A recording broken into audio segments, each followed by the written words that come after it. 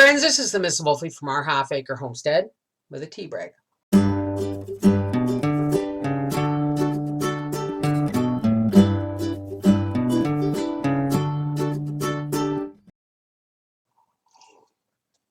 Take a gazillion because my dogs, yeah, don't look at my hair. I got out of the shower and it's all staticky now. The dogs have been driving me nuts. I decided to do an offline tea break because I've had a few people tell me that it's really difficult to watch the reruns of my live streams because I will start saying something and then I'll get distracted by a comment or a question and I don't finish my thought. And so I'm doing a regular tea break just for you guys. January is my month that I like to say I take the month off, but I don't. I just spend the month getting organized for the rest of the year. And I also do try and take some time to rest and get organized for the oncoming year. But it doesn't leave me a lot of time for videos. Excuse me. I've been in a fibro flare for about 3 days, and right now, today is the first day where my pain is back to orange instead of red. And it's heading towards gold. Okay, I'll never be green again, folks, but I'm heading towards gold if I manage it well today. The baby quilt. There is a video coming from start to finish on that whole baby quilt, but I'm not finished it yet. And I don't have the luxury right now of time to do individual videos throughout the quilt because I got to get it done. I was supposed to, or I was going to, we were planning on going to the shower tomorrow and having the quilt done for then. But in 2018, I keep telling everybody that 2018 was a huge growing year for me. And I don't know if anybody else or you all see it, but it was a really huge growing year for me about learning to take care of myself better, learning to love myself better. And when I say love myself, I don't mean with external crap. I mean loving myself enough to look after myself first so that I can better be of service to everybody else around me who I love. Right? So that's what we mean when we say love yourself first. Love yourself enough to keep yourself as healthy as possible, as relaxed as possible, as active as possible, all those things. I also learned that I don't have to make huge grand gestures to let people know I love them. There's the people out there whom I love know I love them. And if they don't, well, then that's their problem, not mine. Right? So Andrew and Jackie, who I made the wedding quilt for last fall, are having a baby, as you all know, and the baby's due next month. And so I'm working on the baby's quilt, but I could not. I realized after the polar plunge, like God has a way of reminding me of what I'm capable of and what I should and shouldn't do. Because as soon as the polar plunge was over, I laid down and I had a nap and I got up and I started sewing on this quilt and by Wednesday afternoon, I had it on the frame and I was going to quilt it until 4 o'clock in the morning Sunday and was going to drive it to Mississauga for the shower and come home. By the way, Mississauga is like a 7-hour drive from here. And then it all came on me. I had a fibro flare, really bad one. And I sat down and I realized that I couldn't do it. I could, if I really wanted to, I could have done all of that. We could be going to the shower tomorrow. I could have had that quilt done by now. But what's the point? So that I could hurt myself and be in bed for 2 weeks to prove to folks that I love them? No, that's ridiculous. I'm learning. They know I love them. I don't have to make some grandiose gesture of showing up from a 7 hours drive half dead with a walker to present a quilt to them to let them know I love them. They know that. So I took a deep breath and I wrote an email and I apologized that I could not make it. And they went, "Oh, honey, we know that. It's okay." So I now have more time to finish the baby quilt and get it to the parents. And I kind of also like the idea as that, that when it is done and they do get it, they're going to open it together. You know what I mean? So there's that. Then I got a phone call last night. And I'm not sure how much family watches my YouTube channel. Excuse me, folks. This is not cigarettes. I do not smoke cigarettes. This is my medication.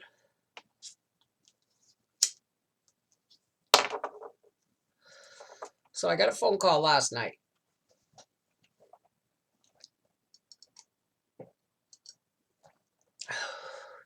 And I can't be too specific, but I have another wedding coming up this time next year. I haven't even got this baby quilt done, and now I've got to do another wedding quilt. So yes, it's on again, folks. Although I have a full year. And it's going to be a very small, private, immediate family only wedding. I won't be going to the wedding. But I get it, right? If you don't have a backyard where you can say, you know what, BYOB, and meet us there for a party, then it's really difficult to have a wedding these days and invite all the people you love because it gets really, really expensive. Okay. So I know that they're just having a really small, intimate wedding with their parents and their siblings. And that's fine by me. But I have a year to make another quilt. So what I'm thinking is, when I made Andrew and Jackie's quilt, I have dozens of these left over because I made too many. So I think what I'm going to do is figure out a way of using these.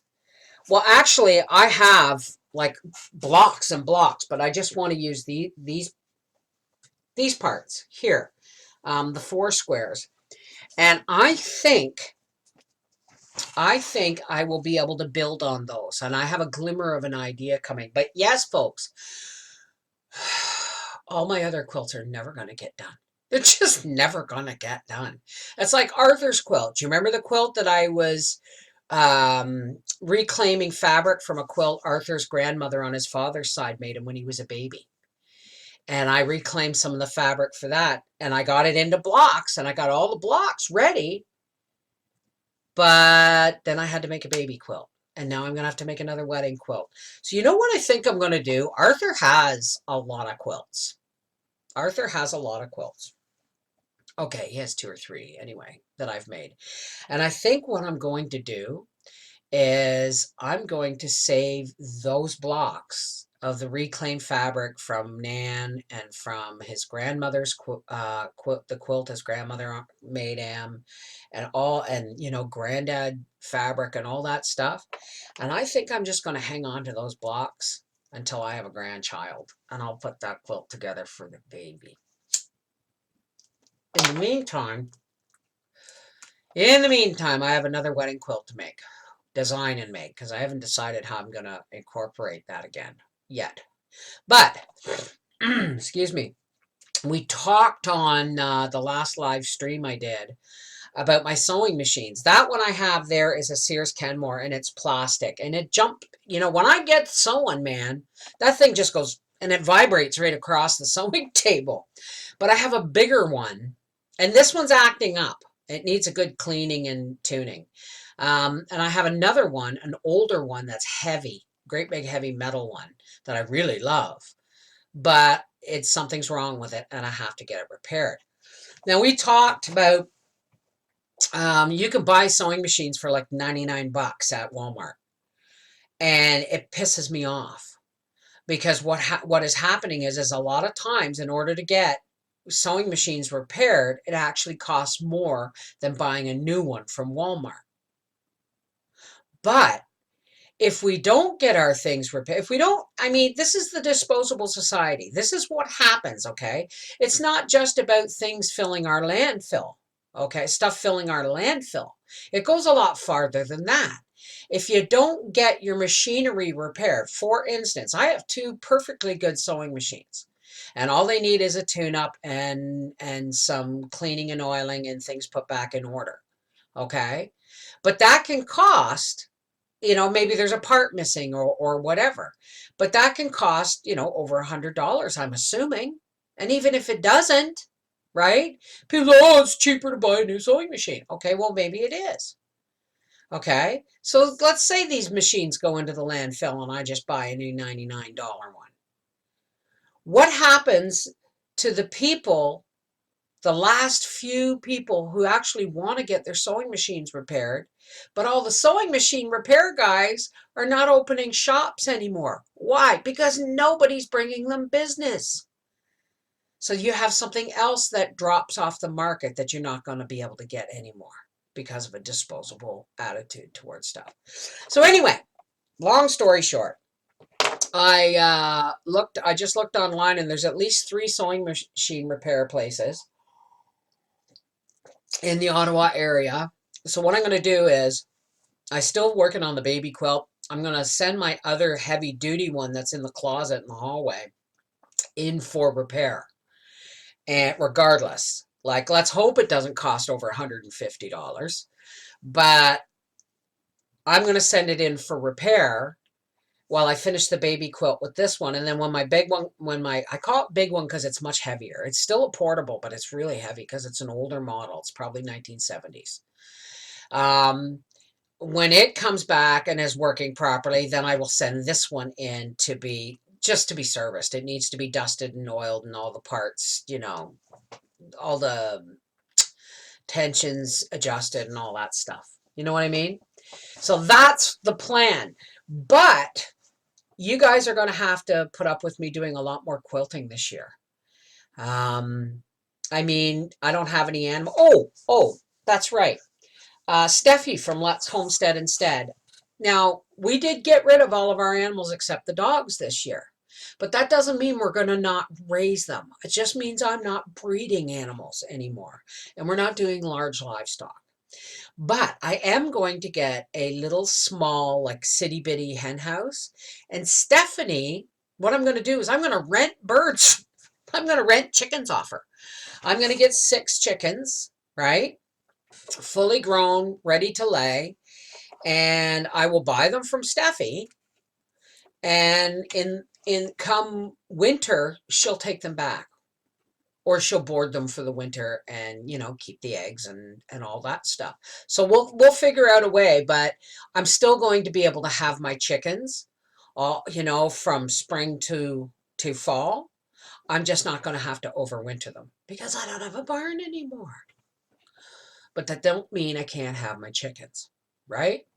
And the lady that I sold my bourbon reds to, she's really happy because she had a bourbon red tom, and if they breed or if she gets eggs hatched or whatever the case may be, I just might get 2 chicks off of her, get them going, and then put them out in the, not chicks, poults, turkey poults, and put them out in the outdoor run, because that's still there. The outdoor run is still there. So I can still raise 2 turkeys for the year, and I can still keep chickens and stuff. We're just not going to overwinter them, right? So, what else is going on? I've got all that video footage that Daddy's been doing on the car, and I guess we're just going to do like a movie. I mean, it's not going to be no 5-minute. Either that or he's going to have to sit down and help me, because I'm not going to know what I'm looking at. So he's got to sit down with me and go through the footage, right? But first he's got to get the garbage out of the porch. I'm telling you, we got we used to have garbage boxes out at the corner of our driveway by the road because we're rural. Some garbage boxes were old freezers, which personally worked really well because you could, tip them over. If bags broke inside, you could tip them over and clean it out and rinse them out. Or some people had wooden boxes with lids and all that stuff to keep the animals out of our garbage. Well, the township started saying, well, it's really hard on the garbage men and their backs and their knees. And if the bags are broken, they can't pick them up, blah, blah, blah, blah, blah, blah. So what they did is they came up with a new plan. And the new plan was that they were issuing the big plastic bins on wheels. And they were a specific type of bin because now there's a hooking mechanism on the garbage truck that the bin will hook up. They can hook the bin on the garbage truck and it gets lifted by the truck and emptied and put back down, thus saving the backs and the knees of I don't want to call them garbage men, of the guys doing the garbage run. Well, this is all really well and good, except for one thing. In the days of when we had the larger garbage boxes, garbage pickup went down to every 2 weeks in the winter instead of every week. Now, we also have recycle bins that go on a different day, okay? Now, that's fine, but the problem with that is the bin that holds our garbage is probably half the size of most of our previous garbage boxes. Now, why would that be a problem?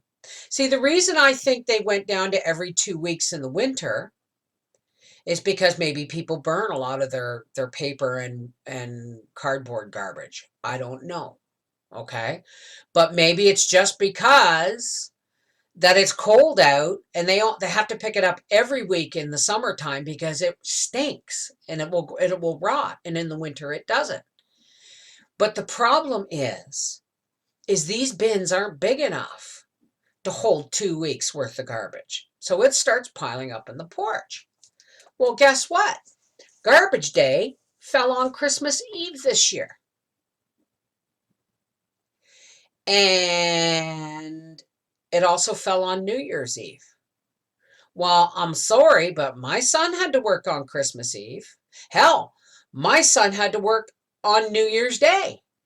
My husband had to work on New Year's Eve and on Christmas Eve. But they couldn't pick up our garbage. We haven't had garbage pickup in almost a month, or like 3 weeks. So guess where the garbage is sitting? Because the bins are full and the garbage is sitting in my porch. And I can't heat the porch because it'll start to stink, and it's already starting to stink. So I wrote a letter to the municipal office and said, look, there has got to be a better way. We can't go every 2 weeks. I mean, if we manage our garbage really well, which we do, like we recycle and all that stuff, and I burn cereal boxes and stuff in the wood stove, right? Just not plastic. And we manage our garbage really well so that every 2 weeks in the wintertime, yeah, it's really full, but it's up at the driveway and ready to go. Well, if they miss 2 pickups, there's no room left in the bin. What are we supposed to do? So I think I wrote to the municipal office and I said, I think you guys are going to have to go back. If you're going to expect us to use these smaller bins, then you're going to have to, A, pick up the garbage every week, and B, find a way for the garbage to be picked up and everyone still have their holidays. Christmas Eve, as much as we'd like it, it's not a holiday. All right? Our garbage should have been picked up, and it should have been picked up on New Year's Eve, and it wasn't. So, long story short, Papa has to clean the porch, but he's hiding from it in the shop working on Moon Shadow. Oi. Anyway, This has gone on for almost 20 minutes, so I'm going to let you guys go. This is the Mrs. Wolfie from Our Half Acre Homestead saying just because we're not breeding animals doesn't mean we're not going to raise some. And just because we're getting a race car, our barn is now a shop, doesn't mean you can't come along for the new phase in our lives, right? Take care. God bless.